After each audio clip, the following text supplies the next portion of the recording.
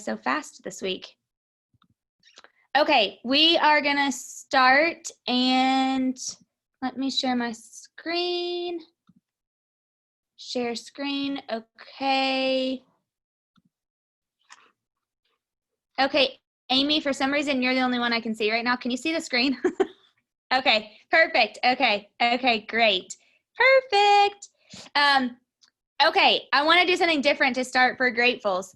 So I would love for you guys to type in the chat something that you're grateful for about yourself. Okay, so what's something that you're grateful for about yourself? Maybe it's a superpower that you have, a trait. Don't be humble, just something that you are grateful for about yourself. And I want to start with that because I think sometimes we forget to do that.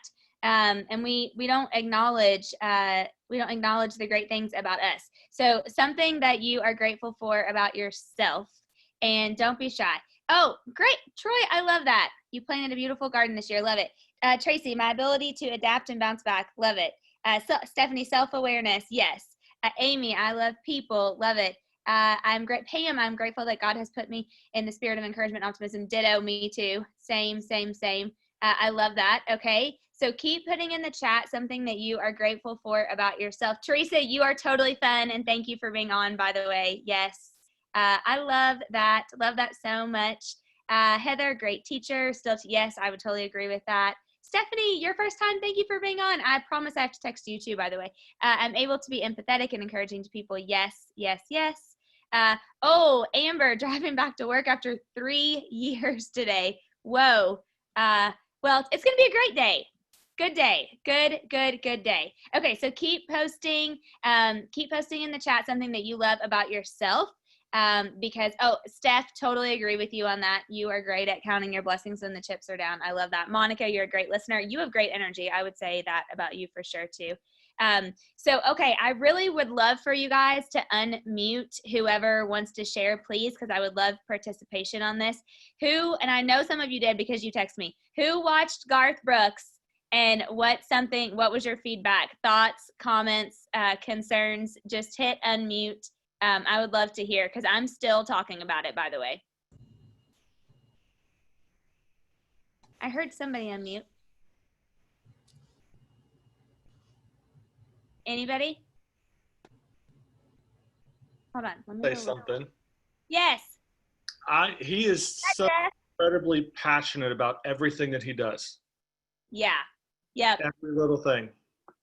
Wasn't that amazing, by the way? Like every little thing that he does, he has tremendous passion around. You think he was born like that or learned that? I don't know. That's a great question. Mm-hmm. Yeah, I know. I thought so too. I think so too, because I always wonder that about people. Are they born with that, or do they, yeah. I think they came from his upbringing and his parents as much as anything. Yeah, his dad. Yeah, Heather said the same thing, Ralph. I think so too. Yep, totally. You could tell his dad had a huge impact on just how passionate he was about everything. Okay, anybody else? Ahas from watching it. Did you like it, or did I steer you in the wrong direction? We started it over the weekend, and I will be honest, I love what I've watched so far. We haven't finished it, but plan to finish it. So great recommendation. Love it so far. Oh, good, Monica. Thank you. Yeah, you're going to love it. If you guys haven't watched it, you totally should, even if you're not into country music, because it just was amazing. Oh, good. Yes, I see you. I see you guys in the chat now. Yeah, you guys definitely have to watch it. I talked about it again this morning on an 8:30 that I was on. And it's so funny because every time I go back through my notes, I just like keep realizing something different. But I'm reading this book right now that I'm pretty for sure I'm going to start a book club around this book because I'm so obsessed with it. But so don't buy it yet because I think I might send it to people and start a book club. I don't know. I haven't decided. I'm going to decide this week. But it's called Super Attractor. And I was going to do a lesson on it today, and I ended up deciding to wait because I want to get a little further in it. But honestly, she really has made me think about the way that your energy attracts certain things to you, or it can block certain things from you. And and it's just really interesting. And so when I've been reading this, I've been relating it to Garth Brooks.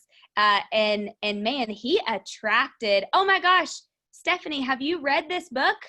Are you obsessed? Wait, can you unmute? Where are you? Hold on. Oh. Yes, I've started the book and I've read a couple of her other books and it is amazing. I feel like this is like literally going to change my life, honestly. Yes. It is so, I can't believe I didn't know her. I know. I'm obsessed with Gabby. Oh, yeah. Do you know how to say her last name? Is it Bernstein or Bernstein? It's Bernstein. Bernstein. Okay, perfect. Oh my gosh, Michelle too. Yes. Okay, I'm going to start a book club. That's it. I only needed one person to just affirm. And okay, 2 people. Perfect. That's what we're going to do. And guys, men, don't feel like because there's like a cute chick on the front that it's not for guys, because it is so good. Honestly, Josh, you're going to be obsessed with it. Adam laughed at me and he said, are you going to highlight? I told Josh this last night. He said, are you going to highlight every line in the book? I'm like, well, maybe if I want to, I might highlight every line in the book, because I just couldn't stop. I mean, it's really that good. Okay, so everybody's in on the book club. Perfect. The name of the author, Brenda, is Gabrielle Bernstein. And she has a great story. Honestly, she was an addict, I believe, right, Stephanie? And she has a book called The Spirit Junkie, maybe. And anyway, she has a ton of books. I mean, she was named Oprah named her as the new thought leader of the year from her Super Soul Sunday. And anyway, she's amazing. Okay, that's not what we're going to talk about today, but we are going to talk about her next time, because I have so many great things from her. So today what we're going to talk about is this. And I'm a big fan of Ed Mylett. I don't know if any of you guys listen to Ed Mylett.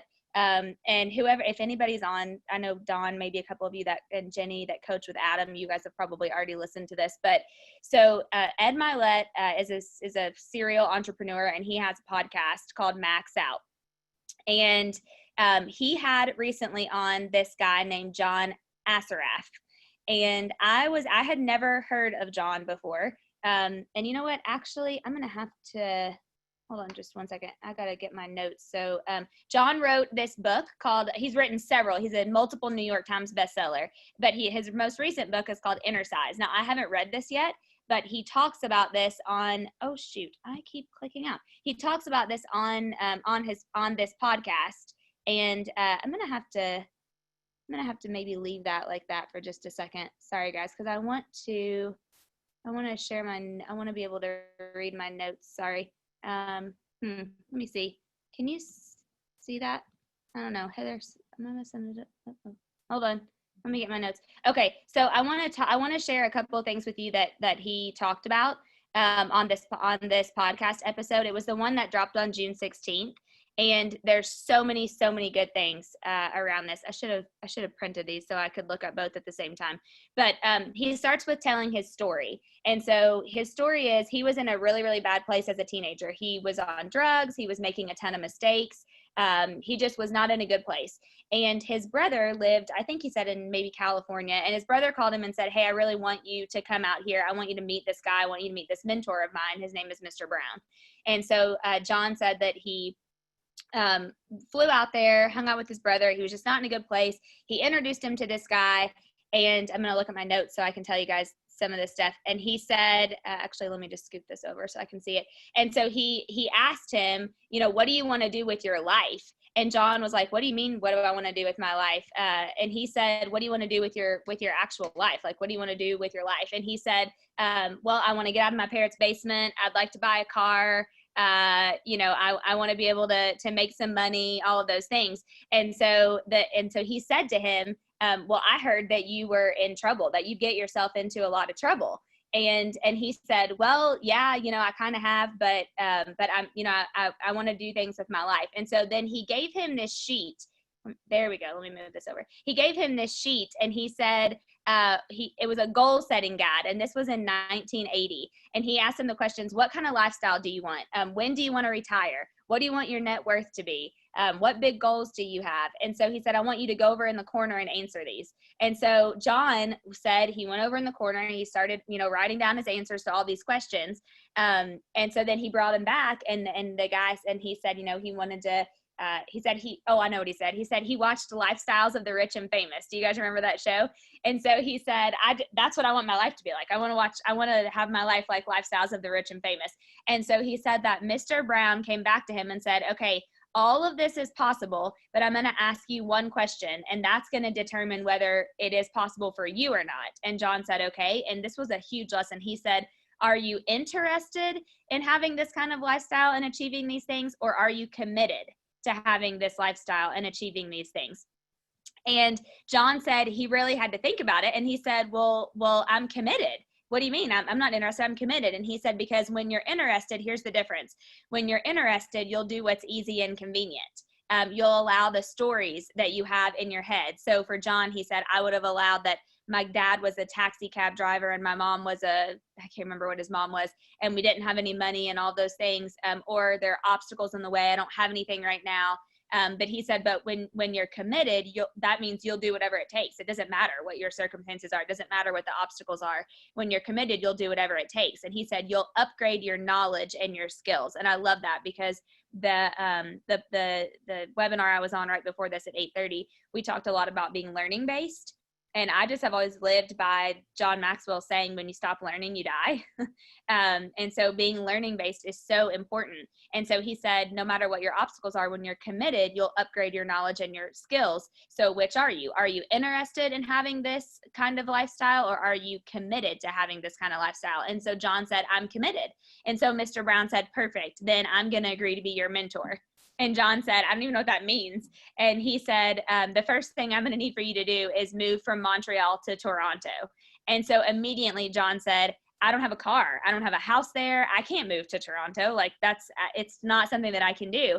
And he said, here you go. Are you interested, or are you committed? Because you're already giving me excuses to why you can't do this. And so he said the biggest lesson that he learned, well, the first lesson was, you set the goal and make a commitment to achieve the goal, and then you figure out how to do something. And so I thought, man, that's so good. Like, even if we think about using that in our personal life of losing weight or making more money or getting back in tune spiritually or whatever that is, you first start with setting the goal and you make the commitment first. And I've taught before the 4 C's, which is a model that I learned from Linda McKissick, but you start with the commitment first, and then you get the confidence after you've made the commitment, and then you start to get the credentials. So there's it's like a cycle, but it first starts with making that big commitment. And so he said, the guy said, okay, the next thing I want you to do after you've moved here is there's a real estate class happening, and I want you to go take your real estate enroll in this class. It's $500, and I want you to get your real estate license. And John said, I don't have any money. I don't have the time. I failed when I was in school. Like, I flunked out of high school. And Mr. Brown said, there you go again, making all these excuses. You said you were committed, so make the commitment and then go figure it out. So John said he went and he borrowed $100 from his dad. He had $60 in his checking account. He scrounged up the other couple $100 from some of his buddies, and he went and he passed the test. And so it was funny because on the podcast, I just love hearing people's stories of success. He still remembers the exact date when he passed that test. And so Ed Milet said, how are you so good with your memory? Like, how in the heck did you remember that date? And he said, because it was the first time I was ever truly, really proud of myself. And so he said, I know that date because I was proud of myself on that date. Like, that was a time where I did something that I didn't think that I could do, for lack of better words. So the next thing he talks about is your beliefs and your fears. And I want you guys to think about your subconscious brain, because I took a lot of notes around this, but here's what he said. You train and you prime your brain to get the end that you want. So that's why a lot of people do meditation. They're into affirmations because they're training their brain. That's what she talks a ton about this in this book and in all of her other books. And it's all about you're training your brain. And so he said, ask yourself this question. Were you born with any beliefs? No. Were you born with habits? No. Were you born with fears? Did you pop out of the womb and you were afraid of spiders? No, you weren't. Those are all things that you trained your brain to be able to think and to have because it's your subconscious mind, right? It's your subconscious mind that does those things. And so he said, a belief is nothing more than a reinforced pattern in the brain. And I find this stuff like totally just fascinating. A conscious brain can choose, a subconscious brain cannot. So it's actually programmed over years of your life.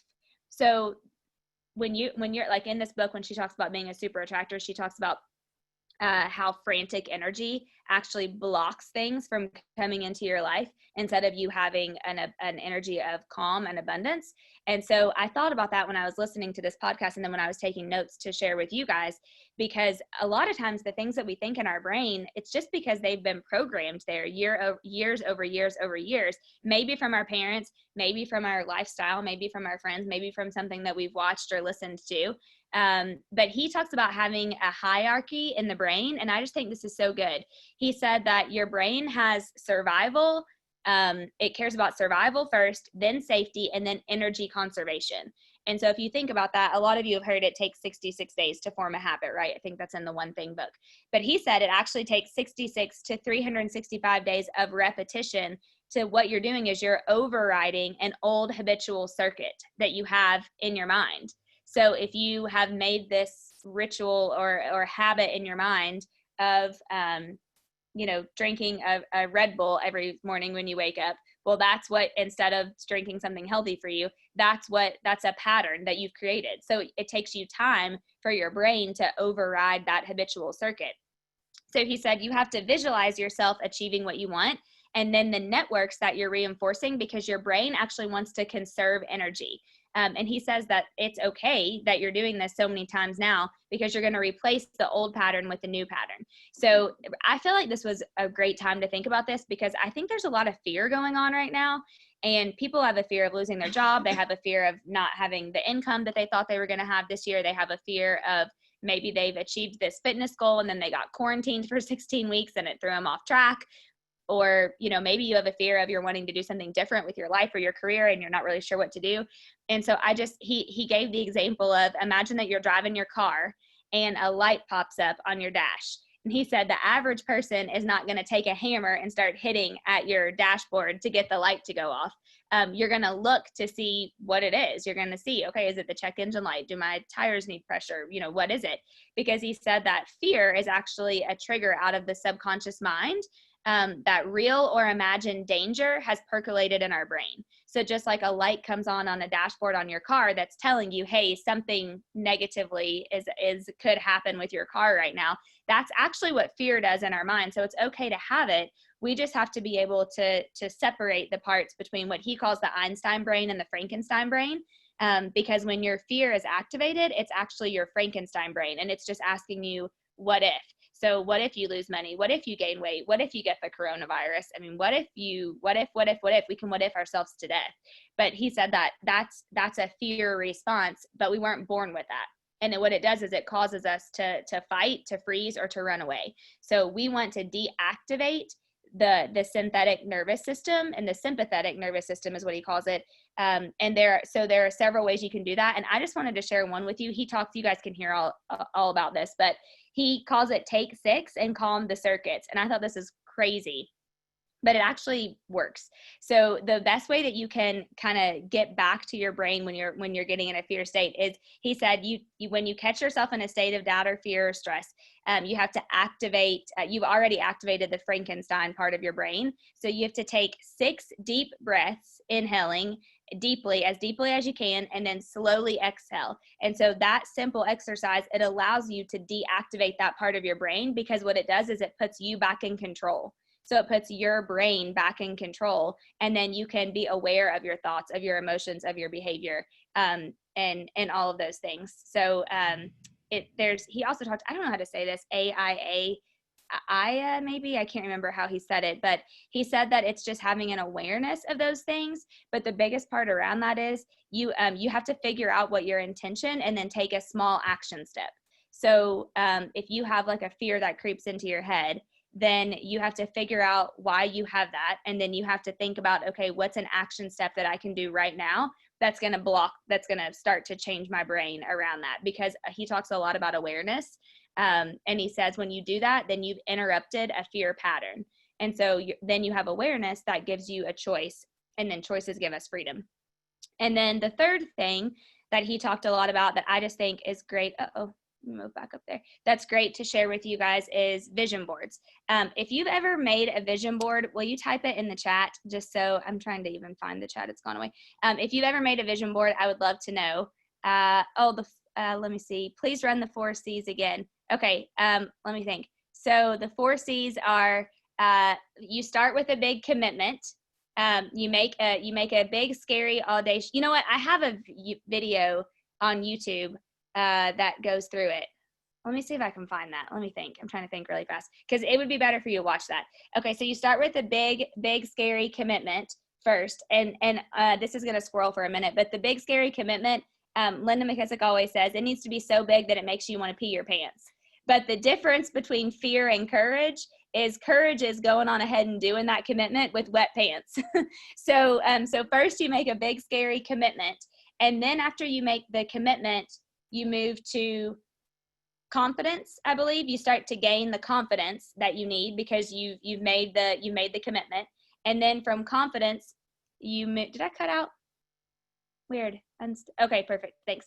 And then after that, you start to gain the credentials that you need. So you made the commitment, then you start to get the confidence, and then you've got the credentials. And then what is the 4th C? I'm totally blanking right now. Hold on, I'll tell you. I gotta look it up. I didn't have this on my brain right now, but does anybody know? Hold on, I'll tell you. Isn't it competency? It might be competent. Hold on, I'll tell you. Oh no, I did it backwards. Start over. Okay.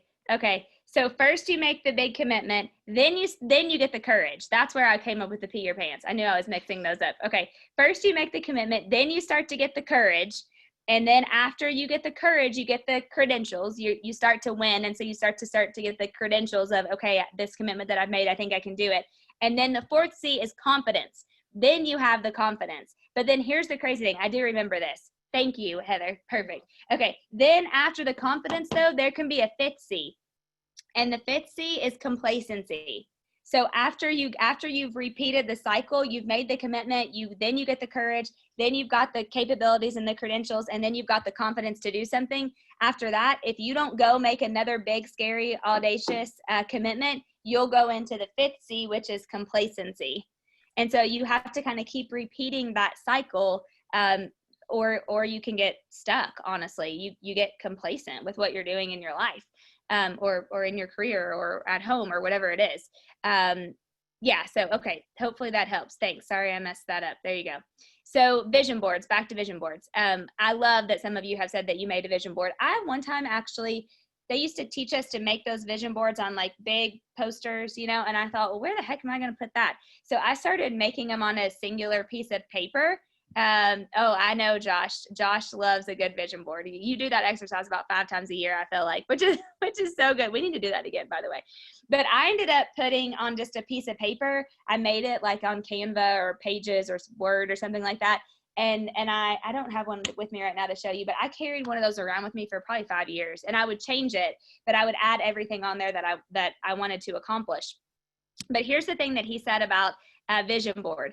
Your brain is actually a deletion and distortion tool. So if you give your brain the information that you want your life to be centered around, whether that's God, whether that's health, whether that's a financial amount, whether that's just a beach house, there's no judgment, whatever it is, then you do 2 things. The first thing is you get clear on what you do want, so your brain can help you eliminate what you don't want. And that's such a great purpose of a vision board, because you're getting clear on what you do want, because your brain then can say, okay, this is what she wants, this is what he wants, so I'm going to start to eliminate all those other things.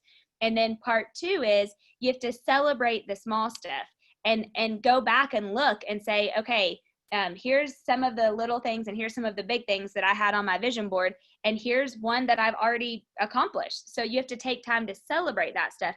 And a lot of times, guys, especially really high drivers, high achiever profiles, we do not take time to celebrate the small stuff. We're on from like one thing to the next thing to the next thing to the next thing. And even though we've had great accomplishments and we've done things that like, man, we really wanted to achieve that, we don't take the time to celebrate it.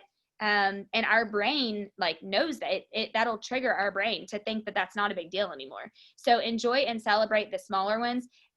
John talked about he had a really hard time doing this. And so he actually created an accomplished board. And he said that it's he writes down and puts in writing everything that he accomplishes. So he said whether that's helping somebody or achieving something or celebrating to remind yourself even when you're tough on yourself. You forget the stuff that we've done. And so we keep questioning ourselves then on whether we really can do something or not, because we forget that we've already done it. And it's crazy. If you go back and look, like I love to go back and look at an old vision board or vision piece of paper. And I'd be curious to see if any of you guys have done this. Because when you go back and look at something, like I can remember one time I had some debt that I wanted to pay off. And I just really wanted to be able to save $100,000. Like it was a big, big, big goal for me to just be able to say that I had that in an account that I could pay off some debt and that it gave me just peace around it. And I did it. And it didn't stay for very long because I ended up paying off the debt that I needed to pay off. But it was cool because I just felt like I can remember thinking, oh my gosh, it'll take me 10 years to do this. There's no way in the world. And then when I went back, and I kind of forgot about it. And I went back and saw that on a piece of paper. Josh, are you pulling up to the office? I think I see Josh pulling up to the office, and he's on here right now too. When I went back and looked at that, I thought, oh my gosh, I remember thinking there's no way I'll ever be able to do that. And then I did, and I don't even think that I celebrated it really, to be honest. And it was a huge accomplishment. So you have to celebrate those things. And then I know I only have 1 minute, but there's two last things I wanted to tell you about. He says that and I love this, there's only 4 things holding you back as a human being. Number 1, if your vision and goal is bigger than your self-image. Let that sink in for a minute. If your vision and goal is bigger than your self-image, than what you truly think you can do, than what your self-image is, then that's going to hold you back. If you have limiting beliefs at all, that's going to hold you back. You're too old, you're too young, you're not smart enough, you don't have enough money, whatever limiting beliefs are, they're going to hold you back. Number 3 is fear. And this is one I struggle with in full transparency, fear. So you may have a fear of failure, of disappointment, of being judged, whatever that is, fear will always, always hold you back. And then the 4th one is you're lacking the knowledge and skill required. So that sets up a self-doubt. And then when you have self-doubt, it causes you to actually to lose motivation. So you may need to go learn something. You may need to get another skill, or you may need to have some knowledge so that you aren't held back as a human being. And then lastly, he talks about comfort zones. Most people would rather master comfort zones than change. Isn't that crazy? Most people would rather love and master their comfort zone than go through a change. And he says this is just a skill that we need to learn, is to master change, because we got a lot changing in our worlds right now. And I don't think that that's going to change, no pun intended, anytime soon. So we need it now more than ever. But the reason that we don't change is because our brain thinks that it's an energy depletion. We gravitate towards what we're most familiar with.